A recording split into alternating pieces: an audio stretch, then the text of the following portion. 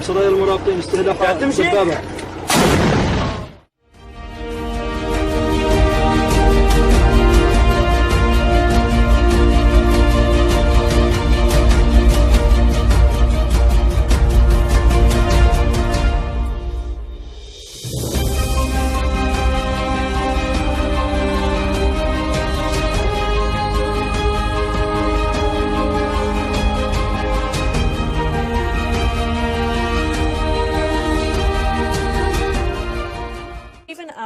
Goes on missions to rescue child labourers on Volta Lake.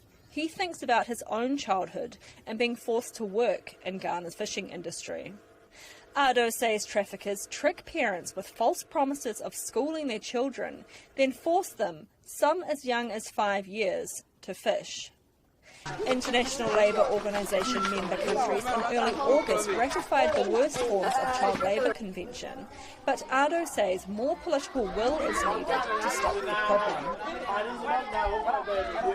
But we should still find a way of making those who ratify it responsible, not just sit in the office and ratify, but just come to the ground, work as a team with the people who are implementing it, and make sure that it happens as we want it to happen. Child labour is also an issue in the cocoa industries in Ghana and neighbouring Ivory Coast.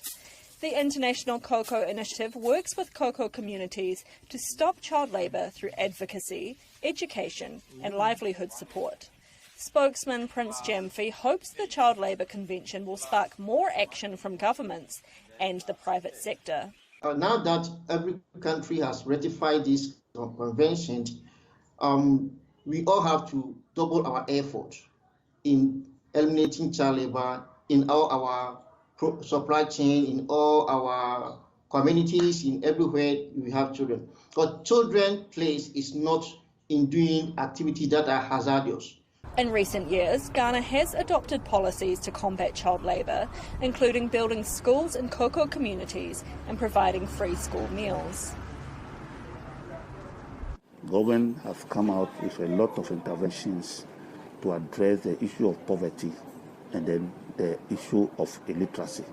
So the schools are open, schools have been created so that the distance travel to the school is also reduced.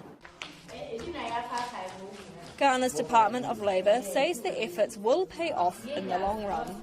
But for activists like Ado, who spend their days rescuing child labourers, ending the practice cannot come soon enough. Stacey Knott for VOA News, Accra.